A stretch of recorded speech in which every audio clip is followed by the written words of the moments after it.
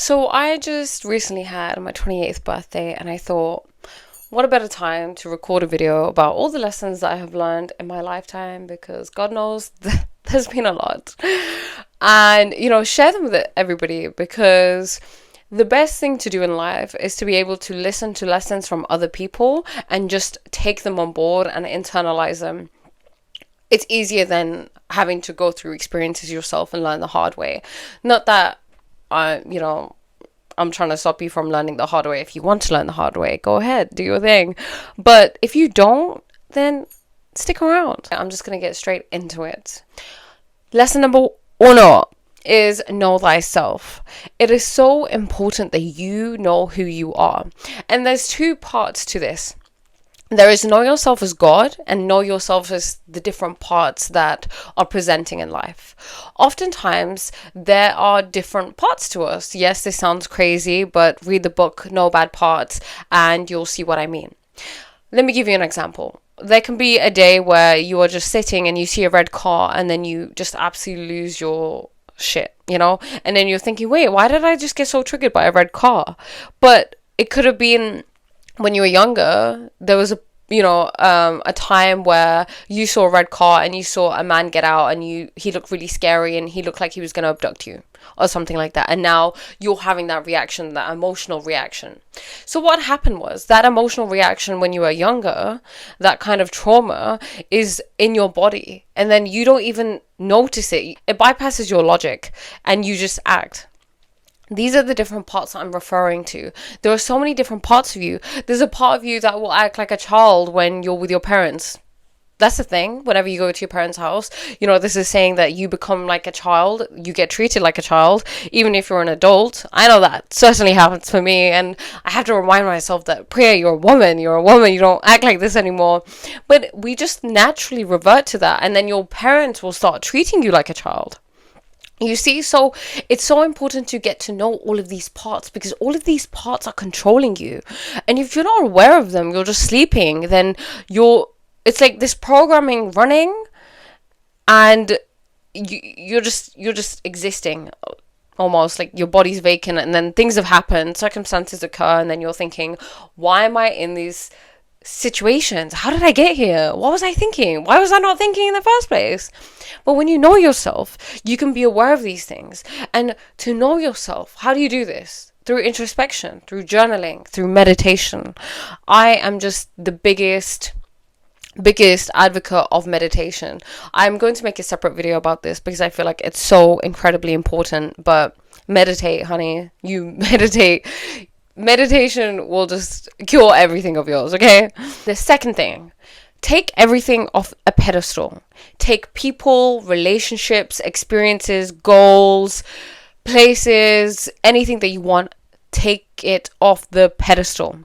We live in a very energetic universe, and this universe requires and loves balance. So when we put anything on a pedestal over us, we prioritize our work, our children, our partner, a goal over ourselves, we're never going to get it. It's always going to lead to chaos because you are creating an imbalance. For this, I would really recommend the book Reality Transurfing. Vadim explores the concept of balance in the universe, and he says that anything that we really, really want, let's say in school you really like this boy, from experience, let me give it to you. I really used to like this boy. I liked this boy for so many years, and he never liked me back. He just never did. Nothing I could do could make him like me back.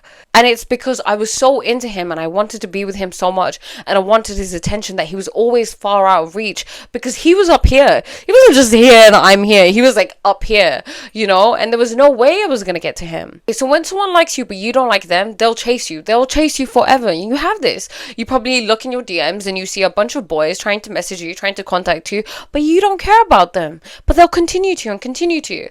But then there'll be someone that you actually are interested in and they're not giving you the time of day.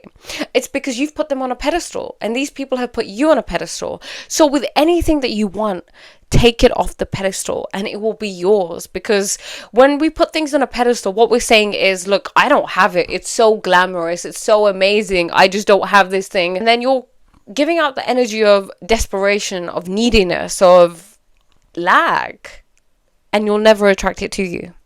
Third lesson, third lesson is amor fati. Amor fati, I actually have this tattooed on my arm. If I could have shown you. Next time I'll show you. You'll probably see in one of my other videos. When I first heard of this concept, I just thought, I have to get this tattooed on me. I just knew that it was right. Amor fati is a concept, it's a stoic concept of embrace everything. Don't just accept everything. Embrace it. Celebrate it. Everything. You broke your leg, celebrate it. You lost a job, celebrate it. You got cheated on, celebrate it. Everything. Absolutely everything.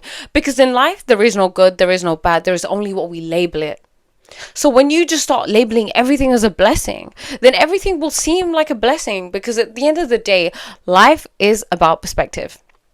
That's it. There is no outside truth. There's only the way that you see things. So when you can see everything as a blessing, think about what kind of life you'll be living. You'll be living a very, very blessed life. And what you're confirming to yourself is, I'm a blessed individual. Everything works out for me. Life loves me. Even if it seems like this isn't working out for me, it is working out for me. And it will continue to work out for you, because your beliefs shape everything. Your beliefs inform your DNA.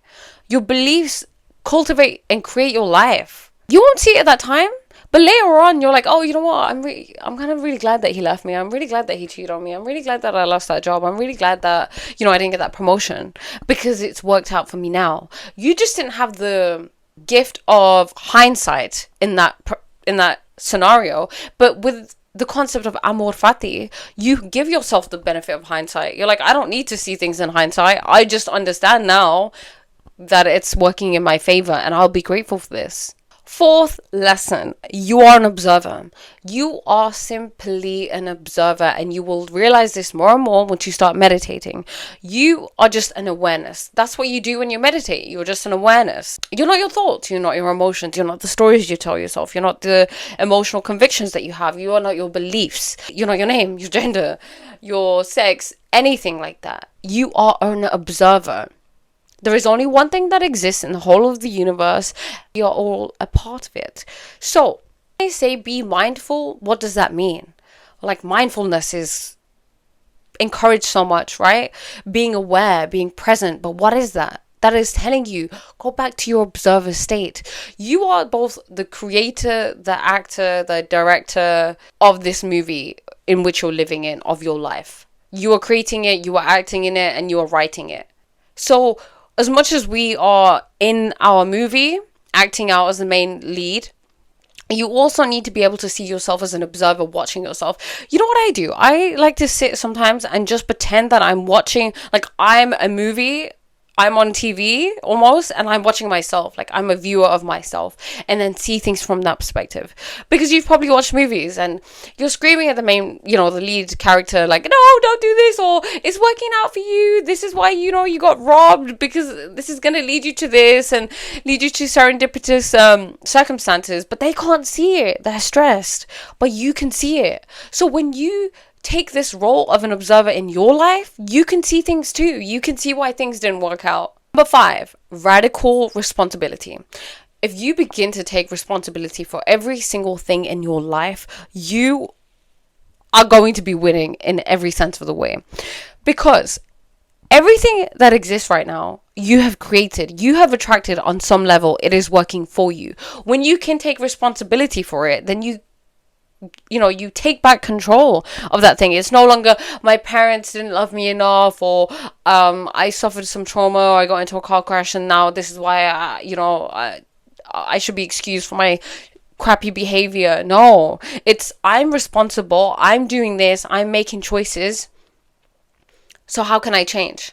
You realize that you are the cause of all the effects in your life, and then things change. If you keep blaming outside circumstances, then you're being a victim. And being a victim doesn't give you control, right? You can't change anything. A victim's just like, oh, it happened to me. And this happened to me. And this happened to me. It's not like, okay, I take responsibility. I had some part to do with this.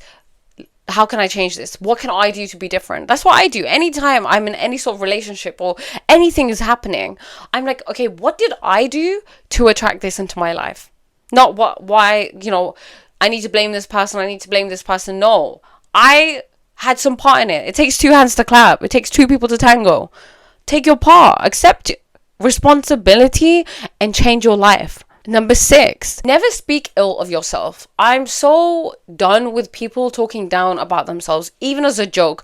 Oh, I'm not really good at this. Oh, I'm not really a good public speaker. Oh, I've never been smart. I'm just dumb or something like that. Like I see people saying on TV. Oh my God, are you crazy? Do you have any idea the power of your words? Look at what you're affirming. Your soul is a soul. It feels things. Even if you say it as a joke, like self-deprecation is not funny.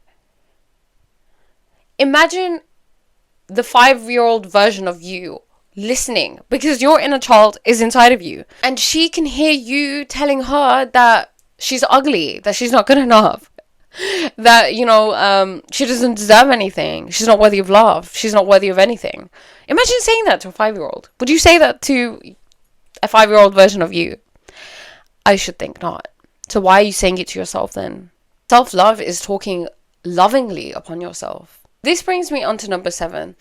You cannot criticize yourself out of things. If you messed up, if you failed an exam, you saying to yourself, oh my God, you're so awful, you're so bad, how do you not know maths, you idiot, you stupid cow, everybody knows everything and you just don't know anything, you're just such a loser. Like, how's anyone going to improve like that? You're not. You cannot criticize yourself out of anything. If you fail at something, first of all, I don't even believe in failure. I believe if you learn, then it's not failure. It's a lesson, and that's a win. But if you fail at something, you failed your driving test or something, criticizing yourself, well, who's that going to help? If you said to yourself instead, you know what? Look, Priya, I love you. We're going to do this again, and you can do better. Everything happened for a reason. You got this. You got this, honey. I believe in you. You see the difference between those two things? Like, if you had a parent, right, and you had a parent that was super critical, and then you have a parent that's super loving, who would you gravitate more towards? Obviously, the more loving one. So become that inner parent for yourself. Number 8 is silence is golden. Oh my God, I love silence. In all of these years of my life, I never knew the importance of silence. I used to talk and talk and talk and talk and talk and talk. If there was ever an awkward moment with anyone, I would want to fill it with words. But now I feel so comfortable being silent. I love it because it means I get to observe, because the true nature of life is silent. It's stillness. It's emptiness. You get to just be. In fact, you need to be listening more in life than you are talking, because when you're listening, you're learning things. Especially as a woman, this is so incredibly important when it comes to relationships, when it comes to work, when it comes to everything. We have to clear up space in ourselves so that our intuition can speak. We as women are connected to a higher level of consciousness, of spirit, you could say, and awareness. So those women who just constantly have things going on and they're talking so much and they're listening to loads of things, sometimes you just don't want to listen to something, right? Like, you're driving, you don't want to listen to music. It's because your brain wants peace. Silence is peace, and we all want peace. You want peace like it's something you can go buy at a shop. It's not. It's something you give to yourself through silence. Silence will help you in so many ways. It will increase your awareness. It will make you feel good. It will help you. It will help to connect you with source. And that's what you want. This is why so many people feel so unfulfilled in their lives, because they're not connected to some sort of spirituality within them, some sort of higher being, some sort of higher source. And most people think that they have to go to religion, and that, you know, if you believe in God, then you have to be religious, and what religion are you, and blah blah blah. But you don't. You can believe in a God that isn't a man in the sky telling you what to do, almost like an angry parent, you know, who's coming from a place of ego, like, if you mess up, you're screwed. I just don't subscribe to that sort of God. I believe God is something that is within you, that is within everybody. It's God's state. It is a connection that we all have to the divine. And the only way that we can be connected to the divine is if we clear the path to the divine by peace, by going inwards. That's why they say everything is inside of you. All the answers are inside of you. You will know that if you were quiet for a bit, if you just sat and just pondered life. and did nothing, because through silence you find out who you are. You hear all of these stories that you tell yourself, you hear the way that you talk to yourself. This is something that I've been learning so much recently. The effects of meditation have been profound, because I can hear stories. I'll give you a story. I was walking home actually on my birthday, funnily enough, and I was thinking, you know what, today's going to be a really good day, because I like to set intentions, and I just knew it was going to be a really good day. And then I just had this thought pop up of, wouldn't it be really funny if you just got ran over or got hit by a car when you crossed the road and you just became paralyzed and it wasn't such a great day? And then my initial response was to shame myself, to judge myself, like, oh my God, you sicko, how could you think of something like that? What a dark thought. But I didn't. I didn't react to it. I didn't do anything to it. I just let it be. I didn't judge myself, because I keep connecting with that quiet part of me, and I understand that this is not me. I am not my thoughts. I don't internalize those thoughts. I'm not a sick person just because I had that thought. That's just a thought that happened to float into my awareness like a cloud would, and then I allowed it to flow out. Whereas before, I would have held onto that thought for days, for weeks, and be like, oh my God, I'm so sick. Oh my God, I'm so sick. Can you imagine like how much worse that is? It could have turned into a vicious cycle of perpetuating the same thing. I'm a sicko, more sick thoughts. But I chose not to align with that frequency. I just allowed it to be. You don't have to react to everything. The less you react to your own thoughts, the less you react to people. The way you treat yourself is the way you treat everyone. Period. I mean, that should have been a lesson. I don't know why I didn't. It's okay, you got the lesson anyway. Number 8. Ooh, I love the number 8, because my birthday is actually on the 8th. I'm a life path 8. Yeah, loads of number 8s. I love 8. What would Prani do? It's an amazing way to quantum leap. So whenever I'm doing something, right, I'm sitting here and I have the choice of watching Netflix or recording a YouTube video. I ask myself, what would Prani do? Well, in my head, Prani would sit down and record a YouTube video so that she can help people by sharing her medicine and sharing her wisdom with people. Whereas other Priya wouldn't do that. She would just sit and watch Netflix because she can. So this is something that you can implement every single time you do anything, because there is an identity that you have, your desired identity, like your dream woman.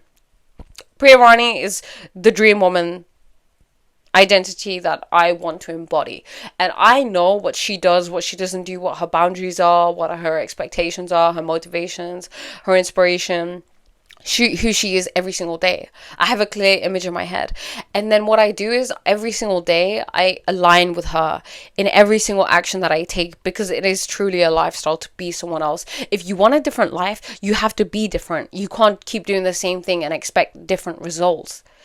So by you creating an ideal self, give her a name, give her attributes. What does she wear? What does she talk like? What things does she think about? How does she think? What kind of mindset does she have? And then constantly every single day, what would she do? Okay, would she be doing this? Okay, would she be doing this right now? Would she go to the gym, or would she stay at home and eat brownies? Would she go and listen to a podcast and go for a walk, or is she going to just sit and watch TV? And with every little thing, you'll become that person more and more. Because look, everybody has knowledge. There are so many self-development things out there, right? I mean, I'm an enthusiast. I know that.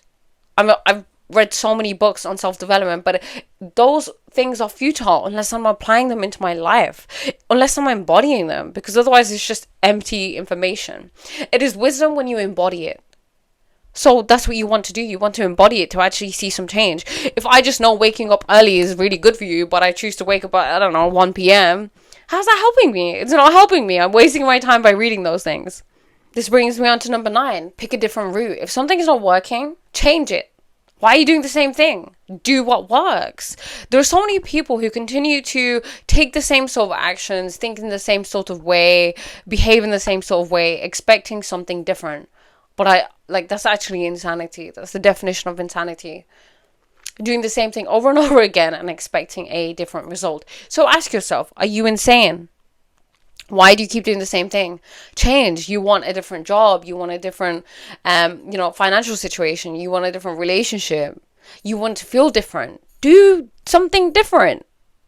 It's really quite simple. Number 10, only consume nourishing things. And I'm not just talking about food. I'm talking about the things that you're listening to, the things that you're watching, the people that you're talking to, the thoughts that you're engaging in. I want you to only ingest nourishing things. They need to nourish your soul, your mind, your body, your spirit. Because when you do that, you feel nourished. And who doesn't want to feel nourished? If you're consuming unhealthy music, unhealthy information, you're listening to horror stories from people, you're watching horrible things, you're watching the news, for example, how is that going to make you feel? Every little thing that you consume, you internalize. It is impacting you to some extent. Change it. If you want better, be better, consume better. And watch your life change. It won't even take long. It will be like this. I stopped listening to music for a while. I kind of got rid of Spotify and I stopped listening to music. And I told myself the only thing I would do is listen to podcasts. So I'm reading all the time, then I'm listening to podcasts if I go for a walk, or not listening to anything at all. And it has helped me so much. I love listening to inspiring stories. Listen to more success stories. People are always talking about like, oh, this so-and-so died and so-and-so got shot and so-and-so got robbed and so-and-so got mugged. But why not tell me stories about so-and-so succeeded and won $100 million? Or someone, wrote their first book, or someone won the Nobel Peace Prize. Anything can happen. Why not those stories? Because stories inspire you, right? They either inspire you, they scare you, encourage fearfulness in you. So be super mindful. Say you are what you eat. So what are you eating? Mentally, physically, spiritually, emotionally. Number 11, be detached and unbothered and calm. Meditation will help you with this. I cannot emphasize enough how important this is, especially as a woman in this day and age. Being detached means you are retaining control. Self-control is the most important thing. Envision a scenario where there is, something going on in your environment and there's one person that's completely reacting to it and there's a person who's just calm. Who has more power? Being calm is your superpower. Why are we always attracted to the calmest person in the room? The person who's the most confident is usually the calmest. We can feel their energy. It radiates out and it makes us feel calm. If you had a doctor, you'd want the doctor to be a calm doctor. You don't want him to be screaming when he sees that you got a little cut on your hand, right? You want a police officer that's calm. You don't want someone that's combative and not listening to you. In every situation that you can think of, being calm is always a great asset to have. I hope you really enjoyed this video and I hope that you take these lessons on board. I will be linking some books and other things that are tied up with all of these things. I'd love to hear what you guys would like to hear me speak about next, and I look so forward to seeing you again. Bye.